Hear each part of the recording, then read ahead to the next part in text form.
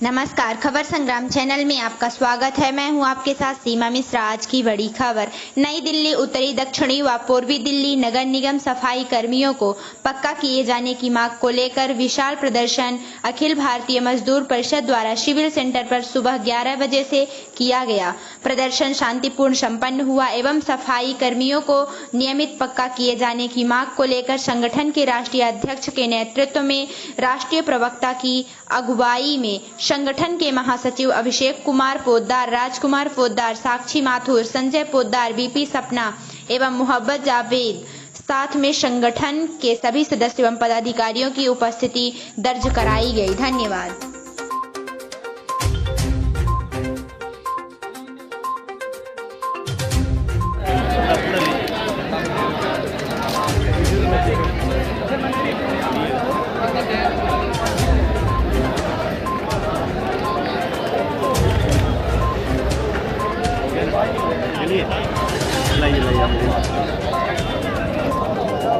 ₹1800 जमा तो हो रहे हैं, लेकिन एमसीडी 1600-1800 रुपए अपने नहीं जमा करती है। बहुत बड़ा घोटाला है।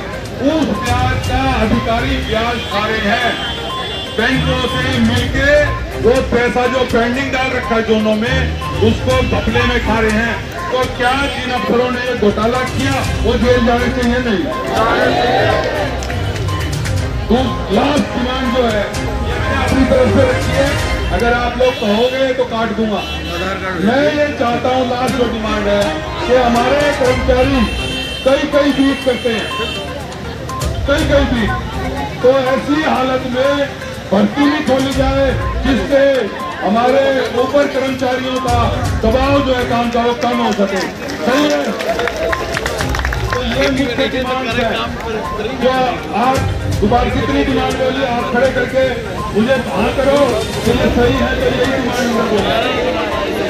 और यहाँ से एक कदम भी कोई नहीं लेगा जब तक हम अंदर से नहीं आएंगे। नारे लगाओ, मर गया। हेलो, अस्सलाम वालेकुम, नमस्ते, सत श्री अकाल प्यारे दोस्तों, कैसे हैं आप लोग। उम्मीद करती हूँ कि आप सभी लोग खैरियत से हों और आप सबकी दुआ से मैं भी बिल्कुल खैरियत से हूँ। दोस्तों, एक वीडियो है मनोज मुंतशिर साहब का और इस वीडियो को लेकर बहुत सारे लोगों ने ये वीडियो सजेस्ट किया और इसको लेकर काफ़ी चर्चा हो रही है, काफ़ी बात हो रही है। तो ये वीडियो, इसका टाइटल है आप किसके वंशज हैं, और ये एक सवाल है सब लोगों के लिए, भारतीयों के लिए, कि आप किसके वंशज हैं। तो देख लेते हैं आखिर इस वीडियो के अंदर क्या है और उसके बाद आगे बात करते हैं। सो 1 2 3 एंड स्टार्ट।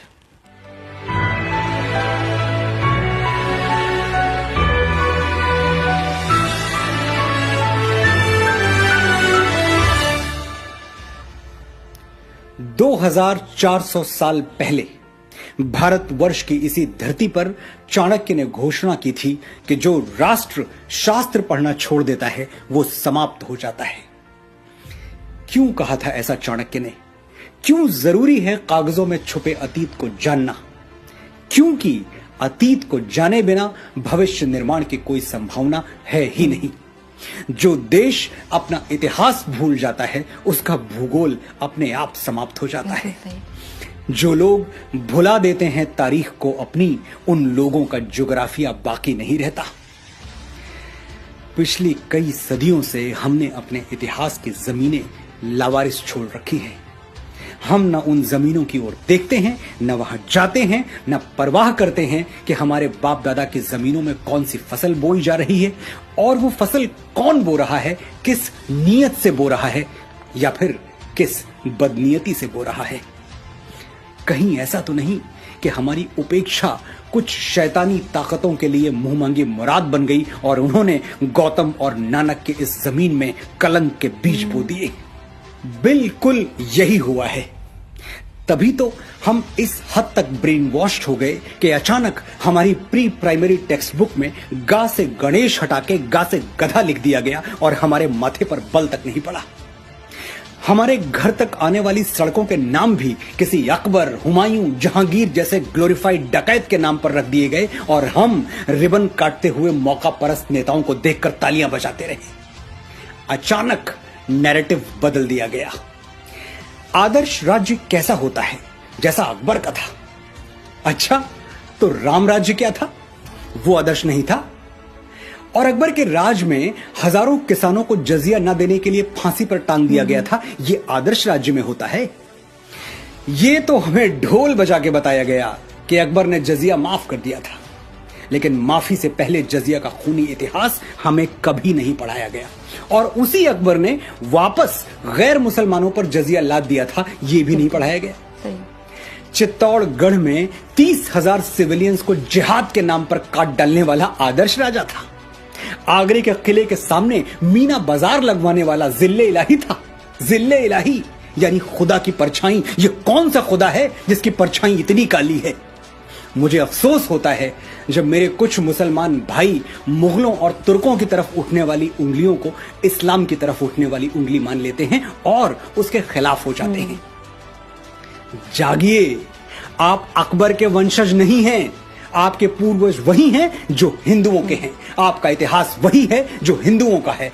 और अकबर ने तो इस्लाम को जड़ से मिटा देने के लिए कोई कोशिश बाकी नहीं रखी। पढ़िए इतिहास, समझिए दीन इलाही को। आप जान जाएंगे कि अगर अकबर का बस चलता तो इस्लाम का नामो निशान तक बाकी नहीं रहता। अपने हीरोज और विलेंस जात पात से ऊपर उठकर चुनिए, जो इस महान देश की परंपरा है। रावण कौन था? एक ब्राह्मण था। भगवान ब्रह्मा की डायरेक्ट ब्लड लाइन में जन्मा था। लेकिन आपने किसी ब्राह्मण को रावण की स्तुति करते हुए देखा है? हम सिर्फ इसलिए रावण को हीरो बना दें कि वो हमारी जाति का था, इतना छोटा नहीं सोचते हम। रावण खलनायक था और हम रहती दुनिया तक दशहरे में उसका पुतला फूंकते रहेंगे। और हम ही नहीं, हर जागा हुआ समाज यही करता है। अपने नायक और खलनायक बड़ी सावधानी से चुनता है। हिंदुस्तान में एक बहुत बड़ा तबका महमूद गजनवी को हीरो मानता है। ये लुटेरा अफगानिस्तान के एक छोटे से गांव गजनी से आया था और भारत पर इसने बेतहाशा जुल्म ढाई। सोमनाथ का पवित्र मंदिर हमारी आंखों के सामने लूट लिया और हम खड़े देखते रह गए। तो होना तो ये चाहिए था कि अफगानिस्तान गजनी को शूरवीर मानता और उसके नाम पर मॉन्यूमेंट्स बनवाता। लेकिन सच ये है कि अफगानिस्तान के इतिहास में गजनी की कोई जगह है ही नहीं। उसका जिक्र तक बड़ी मुश्किल से मिलता है। अफगानिस्तान के मुसलमानों ने हिंदुओं का मंदिर लूटने वाली अपनी इस नालायक औलाद को डिसोन कर दिया, अपनी ऐतिहासिक जायदाद से बेदखल कर दिया। और दूसरी तरफ इतिहास में जगह किसको दी? कनिष्क को, जो कि कुश डायनेस्टी में जन्मा भारतवर्ष का एक महान बौद्ध राजा था। अफगानिस्तान में कनिष्क के नाम पर होटल्स हैं, इमारतें हैं, जबकि वो मुस्लिम देश है।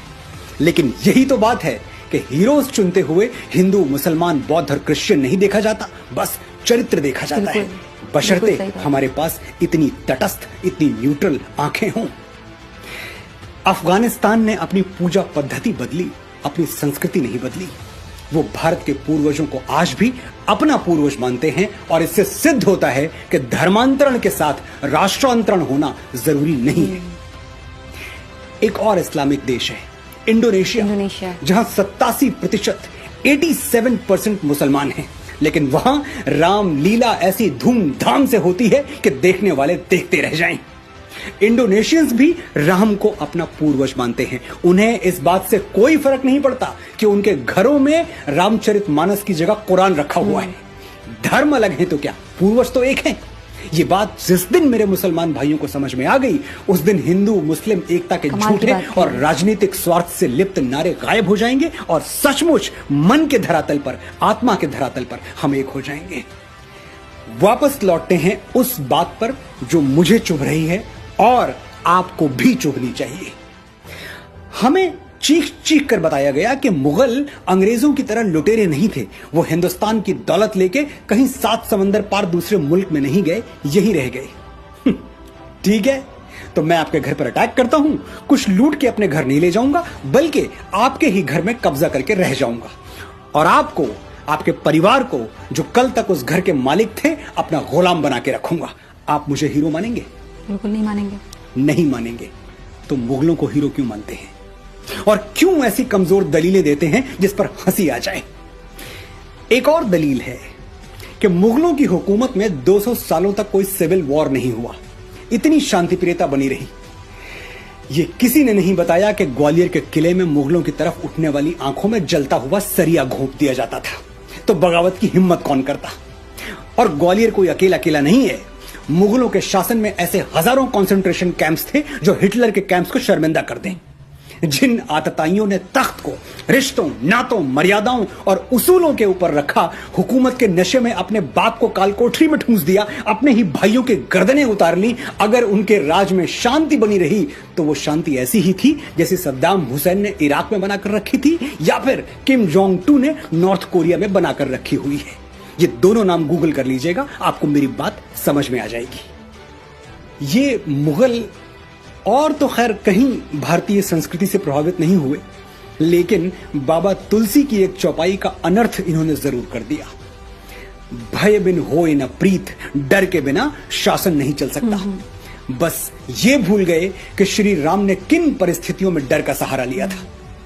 जब समुद्र हजारों विनतियों के बावजूद उन्हें लंका जाने के लिए, अपनी प्राण प्रिया सीता को रावण के चंगुल से छुड़ाने के लिए रास्ता नहीं दे रहा था, तब राम विवश हो गए थे बल प्रयोग के लिए। विनय न मानत जलधि जड़, गए 3 दिन बीत, बोले राम सकोप तब, भय बिनु होए न प्रीति। राम ने साम्राज्य विस्तार के लिए कभी भय का सहारा नहीं लिया। राम राज्य में रहने वालों के लिए राम की घोषणा क्या थी जानते हैं? राम राज्यवासी त्वम प्रोच्चरस्व ते सिरम, न्यायार्थम युद्धस्व सर्वेषु समम कर, परिपालय दुर्बलम विधि धर्मम वरम, प्रोच्चरस्व ते सिरम, राम राज्यवासी त्वम। You live in Ram's kingdom, hold your head high, fight for justice, treat all as equal, protect the weak, know that dharma is above all। Sir उठा के जियो, निर्भय होके जियो, ये राम राज्य है। ऐसे राज्य की तुलना अकबरी कुशासन से हंसी आती है। हम सदियों से इस बात पर खुश होते आ रहे हैं कि शेर शाह सूरी ने दुनिया की सबसे लंबी सड़क बनवा दी, लेकिन श्री राम ने समुद्र पर, पानी पर पुल बना दिया। इसके लिए हम सैटेलाइट इमेजेस मांगते हैं, वरना विश्वास ही नहीं करेंगे। महाराणा प्रताप ने हल्दी घाटी का युद्ध हारा नहीं, ये सिद्ध करने में उस महान मेवाड़ी वीर की आत्मा को 450 साल लग गए। उस दिन हल्दी घाटी में वो राजपूत कुलद्रोही मान सिंह तो महाराणा को नहीं हरा पाया, लेकिन हमारे अविश्वास ने हरा दिया। और महाराणा कोई अकेले नहीं है, पता नहीं अपने कितने वीरों को हमने गुमनामी की अंधी सुरंग में एड़ियां रगड़ के मर जाने दिया, और उन जालिमों को झुक के सलाम बजाते रहे जिनके दुष्कर्मों से भारत मां आज भी खून के आंसू रो रही है। समय आ गया है कि हम अपने गिरेबान में झांक कर देखें। जयचंद के नाम पर हम थूकते हैं, लेकिन एक पल के लिए ठहर के सोचिए, कहीं जाने अनजाने हम भी अपनी संस्कृति और सभ्यता के जयचंद तो नहीं बन रहे, उससे छल तो नहीं कर रहे। मैं प्रेम के मीठे गीत लिखने वाला एक साधारण सा लेखक हूं। आज मेरी बातों में आपको क्रोध और कड़वाहट नजर आई होगी, लेकिन मैं इसके लिए क्षमा प्रार्थी नहीं हूं। मेरा ये क्रोध अगर करंट बनकर आपको नींद से जगा दे तो मैं इस क्रोध का आभारी रहूंगा। मुझे खुद जागने में कई बरस लग गए, आप इतना लंबा समय ना लें। मेरे अनुभवों से सीखें, सच्चे इतिहास के दबे हुए स्वर गुंजायमान करें, अपने बच्चों के लिए सही आदर्श, सही नायक छोड़ें, झूठे नायकों के मुखौटे उतार के फेंक दें, अपनी विरासत को माथे से लगाएं और इस धरती मां का ऋण चुकाएं जहां मैं और आप बीज बन के फूटे हैं और एक दिन राख बनकर समा जाएंगे। जय भारत, जय भारती। बहुत बहुत बहुत अच्छा वीडियो, एक आई ओपनर, एक थॉट प्रोवोकिंग वीडियो लगा मुझे ये। और जैसा कि उन्होंने कहा कि वीडियो में आपको मेरा क्रोध और कड़वाहट नज़र आ रही होगी, लेकिन मुझे तो इस वीडियो में उनका सच और साहस नज़र आया। सच में दोस्तों, उनकी कई बातों पर लोगों को सोचने की ज़रूरत है दोबारा से कि आखिर जो इतिहास पढ़ाया गया है, क्या वही इतिहास मान लेना चाहिए, या इतिहास के पन्नों को जिस तरह से डिज़ाइन कर दिया गया। और चाणक्य बिल्कुल सही कहते हैं कि शास्त्र ज्ञान जो के एक इंसान को उसके बुरे कामों को करने से रोकता है, अपने इतिहास को जानना चाहिए। और ये बहुत अच्छी बात कही कि अपने हीरोज और अपने विलन्स को अपनी जात पात से ऊपर उठकर चुनिए, जो कि इस महान देश की परंपरा रही है।